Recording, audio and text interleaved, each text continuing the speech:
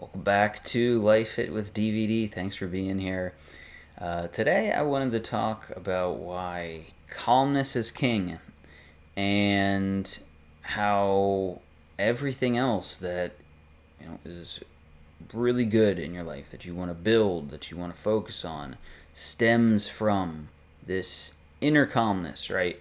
So, when I talk about calmness, I don't mean the absence of noise, but the ability to be in the noise and not of it, right? Not contributing to it, being calm and still within that hurricane, right? And that hurricane can be anything in the external world, it can be even inside of us, right? But a lot of the noise that gets created in the external world then becomes like part of us, the voices inside us. The voices that talk us out of our inspiration, inclinations. Talked about this yesterday if you want to check out that video. This comes back to how do we create more calmness in ourselves so that we can grow out of it? And why do we want more calmness? This isn't about ignoring reality, right? We need to acknowledge what's going on in the external world, but it's also very important to be aware that we are not of it. We are not, we can be in it, but we are not it. We are not that craziness. And this is such an important distinction because so many people just get caught up, myself included, in all of that noise, right? It's very easy to just get caught up in it, especially when your mind goes unconscious. With so many things I talk about here, it's an awareness exercise. It's about being present in the moment and choosing calmness over the fear or the panic of or the disgust or the anger or any of the negative things that we experience out there in the world. So why is calmness so important? Well, when you're calm, right, your nervous system is relaxed. And typically, when your nervous system is more relaxed, you make better decisions, right? You make better choices, and being calm is a better predictor of, IQ and decision making than, your actual IQ. So you need to be still, you need to slow down, and when you do these things, right, focus on the present, being in the moment but not of it, then you can actually make those better choices that are not just going to benefit you but everybody else that is in the chaos, right? Calm raises working memory under stress by 15%. If you're calm in a stressful situation, right, you have better memory, you make better choices. You typically are more productive because, right, you're drowning out the noise, and sometimes that takes some disconnection from it. You can't always disconnect from it, but if you can maybe put on some white noise or something else that allows you to kind of drown out that chaos, that can help. But being calm, it also reduces your cortisol, leads to better sleep, which is ultimately, allows you to make better decisions over a longer time frame. What are the things that actually disturb our calm? Well, this can be people. This can be something as simple as your phone, right? Just looking at your phone. What do you do when you take out your phone? Often you want to be entertained, distracted, feel something. So you take out your phone, and what happens? Well, you go unconscious. You just disconnect. And that's ultimately what we want. But is it really what we want? Is it what we need? And ultimately, right, when we're doing that, we're trying to feel something, and this disrupts the calm, right? Because it's giving us really a dopamine hit. It's triggering our limbic system, and it's firing it, right? It's taking away our calm. Um, what else? Well, false deadlines, false urgency. This can, when you put on a time limit, if people are putting you on a time limit, or you have deadlines that are, you know, self-imposed or from somebody else, right? These create urgency that can totally spike our adrenaline and adrenals and disrupt our calmness. But maybe the biggest thing really is just the narratives of everything going on in the world. Outrage, like I said, disgust, anger, right? Things that we didn't start, that we didn't create, end up pulling us into that sort of chaotic energy, that chaotic frequency that just totally disrupts our entire limbic system and nervous system. So how do we cultivate more of this calmness, right? There's a lot of ways. The biggest is, right, we got to take a deep breath. In through the nose, out through the mouth. I'm sure you've heard that before. Let it all the way out. Deep breaths. Inhale for 4 seconds, exhale for 4 seconds, and hold in between, right? Hold at the top of the inhale, hold at the bottom of it, right?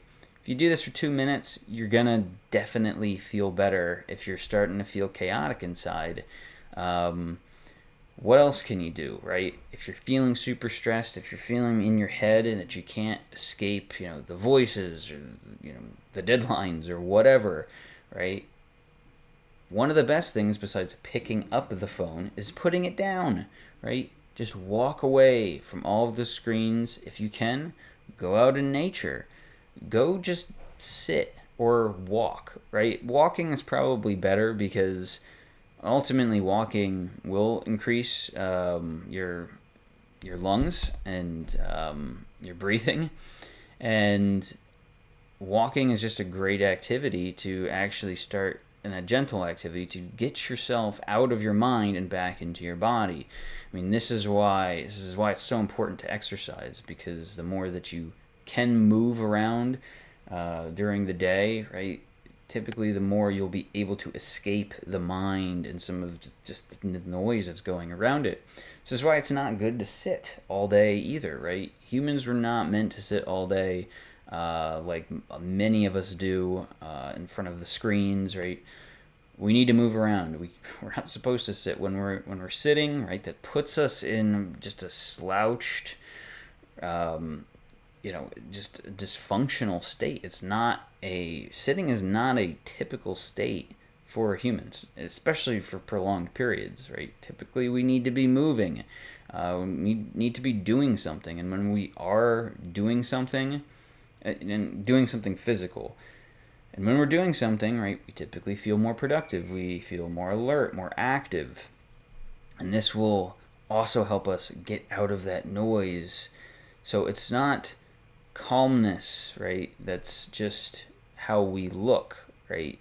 It's what's going on inside. That's what I'm talking about here. So what else can you do? Well, you could take a cold shower. You could just wash your face. You can do, if you want to get more into your body, right? If you want to do something that's more cardio, right? Jumping jacks. You can do burpees. Something that will just pull your mind, pull your consciousness out of your mind and back into your body. And I exercise every day. It's just it's so important. It is a cornerstone to just living well. anytime that I don't work out, I definitely feel worse. It's so important. And it's not even that you need to get a full workout in, you need to get exercise, some sort of exercise. I don't always get a workout in every day, but sometimes it's a longer walk, a hike, just yard work, right? Yard work is great because you're in nature, and you're doing something outside that's typically productive, and you're getting into your body. But the opposite of that, though, is if you can slow down, maybe do something more spiritual, like prayer or meditation, and you know, just letting go, focusing on letting go all of those problems just for 20 minutes or however long that you have. Um, because breaking that pattern, and that's going to be so much better than looking at your phone, which will just cause more disruption and distraction. That just shutting your eyes and trying to find a quiet space, put on some, either a self-guided meditation or just a hemi-sync sort of meditation. Oh my gosh, it's so much better. So doing these things, there's obviously multiple layers to which you can do it. But you also you need to feel it. You need to feel when you are getting fired up. And typically this will, you might feel, you might feel, just like this aura around your head where it's like you can't focus on anything else. You can't pull out of, it's almost like a tailspin of thoughts sometimes, and fears that go along with it. And when you just kind of feel this like numb energy, maybe, or maybe it's jittery energy, maybe if you notice like yourself tapping, playing with your face, your hair, your shirt, you're biting your nails, you're picking at things, whatever, right? This is jittery energy, and you need to realize this, that these are the signs, and then start to go into the breathing, right? Or get up, deliberate movement, change your environment. If you can't go outside, right, go into a different room. Go just do a different activity. And ultimately, we can watch these things. It's about being more conscious, and you'll start to notice your own patterns, your own tics that might set you off, where it's like, oh, have I been breathing? If you realize like something, oh, this is bothering me, like I think this is working me up a little bit, ask yourself, are you breathing? Because you might notice that your pattern is that you kind of get really shallow breathing when you are getting worked up.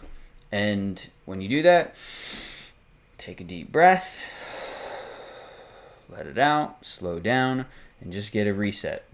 So ultimately, being calm, it starts internally, but this is about relationships too.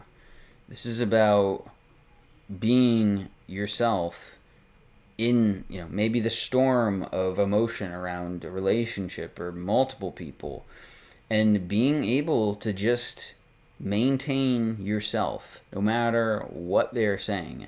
And people might trigger you, or try to poke you to kind of get a rise out of you, but this is what they want, right? Do you want to give them that satisfaction? Right? The best thing you can do in these situations is remain calm. And obviously that's easier said than done, but becoming aware that the calmness is king in any situation, right, is the key to building, to growing, and to making better decisions in your life. So if you enjoyed this video, thanks for watching. Like and subscribe would be great. Up to you. And I will be back next week with another video. So thanks for watching. See ya.